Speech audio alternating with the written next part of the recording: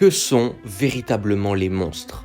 Tapis dans l'ombre de nos chambres quand nous étions enfants, les soirs de pleine lune, l'angoisse serrant notre gorge jusqu'à en suffoquer, priant que nos parents ou autres viennent nous sauver, nous sommes pris au piège.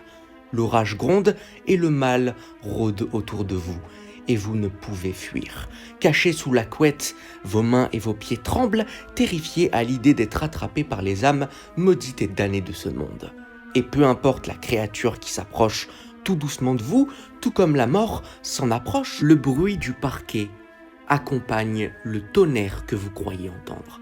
La force des éclairs accélère votre rythme cardiaque jusqu'à l'entendre douloureusement battre dans votre crâne. En vérité, ce n'est qu'une affreuse migraine liée à toutes vos pensées sombres, mais aussi à ces histoires que l'on vous racontait quand vous étiez petit ou plus vieux au coin du feu. Cette peur de rencontrer un monstre vous a fait croire en son existence pendant très longtemps.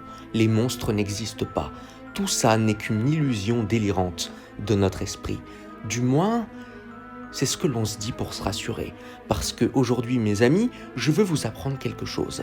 Les monstres ne sont pas ceux que vous croyez et sont bien plus proches de vous que vous ne le pensez. En fait, ils sont en permanence avec vous, peu importe où vous êtes et qui vous êtes. Aujourd'hui, parlons d'une œuvre cinématographique qui vous ouvrira les yeux sur tout ça.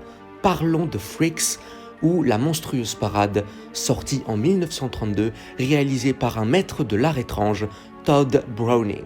Alors, Gaël, t'es bien gentil, mais c'est quoi Freaks exactement? C'est quoi ce film? Eh bien, je suis justement exactement là pour vous l'expliquer.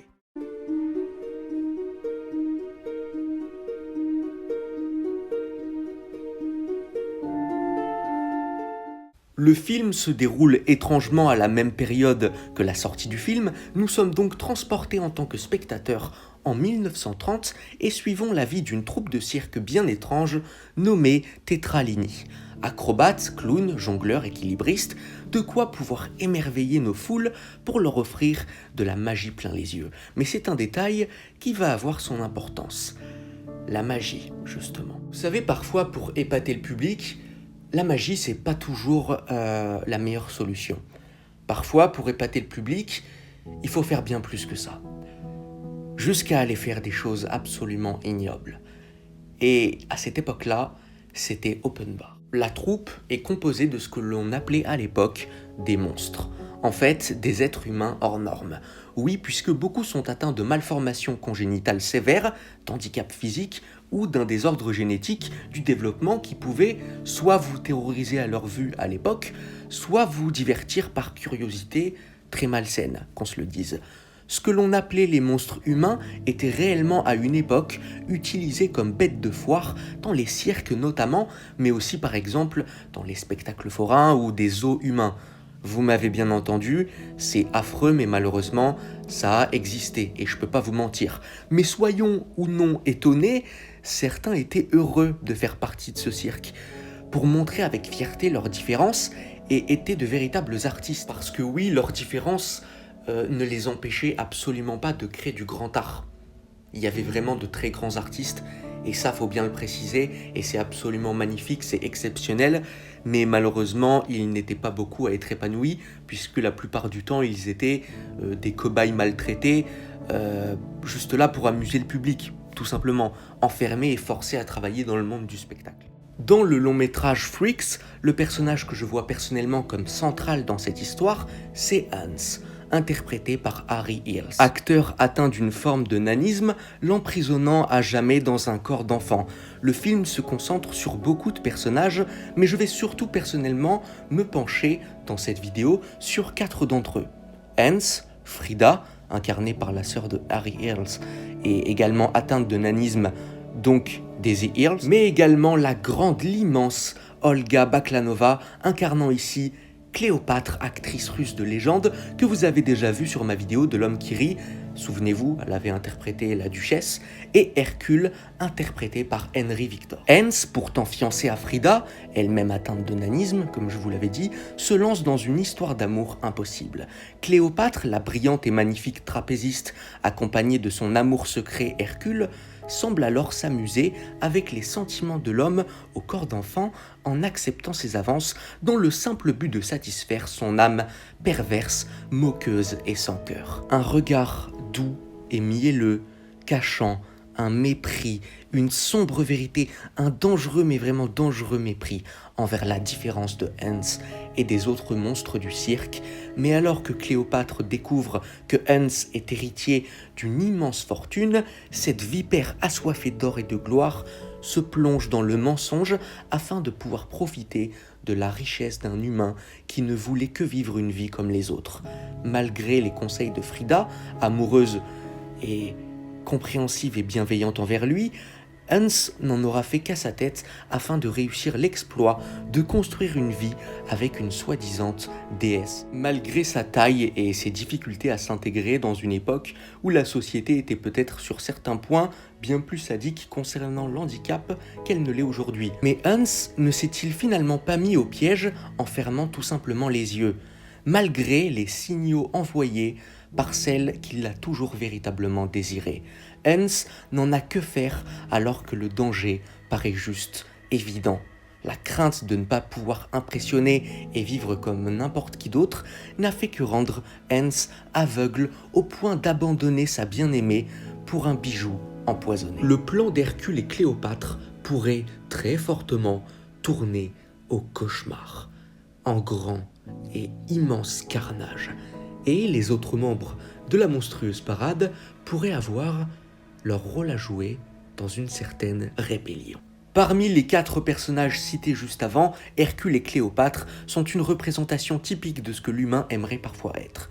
Beau, belle, grand ou grande, adulé, admiré, fort, forte, c'est-à-dire ce que la société a très longtemps voulu vendre comme la perfection absolue par moment, mais une pomme, certes, peut être très belle, mais si vous la croquez, vous ne pourrez jamais être certain du goût avant de l'avoir croquée. Il y a de fortes chances, pas toujours évidemment, mais qu'elle soit pourrie si vous l'avez achetée n'importe où. Vous l'avez achetée pour ce qu'elle représente visuellement, mais vous ne l'avez pas achetée pour ce qu'elle est intérieurement. Vous ne l'avez pas goûtée, vous ne savez pas. Et on peut très souvent être déçu, et avec les humains, c'est très souvent le cas, et bien plus que les pommes. Mais d'ailleurs, pourquoi le nom Hercule a-t-il été choisi pour l'amant de Cléopâtre ? Dans la mythologie grecque, Hercule est le symbole d'une puissance spectaculaire, d'un charisme inégalable et d'une divinité capable d'exploits impossibles. Mais comparé à la légende, Hercule de Phrix n'a pas autant de qualités que le vrai Hercule qui est rempli de générosité et de compassion et agit pour le bien des hommes. Et si comparé aux divinités, l'humain n'arrivait jamais pleinement à atteindre cette perfection par le simple fait qu'ils ne sont justement absolument pas divins. Bien au contraire, le monsieur muscle de Phrix n'est qu'un imposteur, n'ayant même pas le quart du talent d'Hercule et n'ayant absolument pas cherché à devenir ce qui rend Hercule si intéressant avant tout. Sa bonté, son héroïsme pour l'homme. Au lieu de cela, le pauvre humain n'utilise que ses muscles, son paraître et très peu son cœur ni même sa tête. Et ne jamais utiliser son cœur est aux yeux de certains dieux vu comme un péché. L'humain s'éternise dans sa propre malédiction débutée par les péchés d'Adam et Ève, en prenant à chaque fois le chemin à ne pas prendre. Cléopâtre et Hercule, je peux moi personnellement clairement les voir comme Adam et Ève. Mais je suis sérieux. Cléopâtre et lui, dans la monstrueuse parade, sont à mon sens le symbole même du péché humain. Il et elle en sont la représentation, l'incarnation. C'est très moche car ils ont le culot d'appeler les handicapés des monstres. Alors qu'en fait, eux, Cléopâtre et Hercule, sont des monstres. Vicieux, menteurs, manipulateurs, l'obscurité, l'enfer. Voilà ce qu'ils représentent. Les vrais monstres, ce sont eux.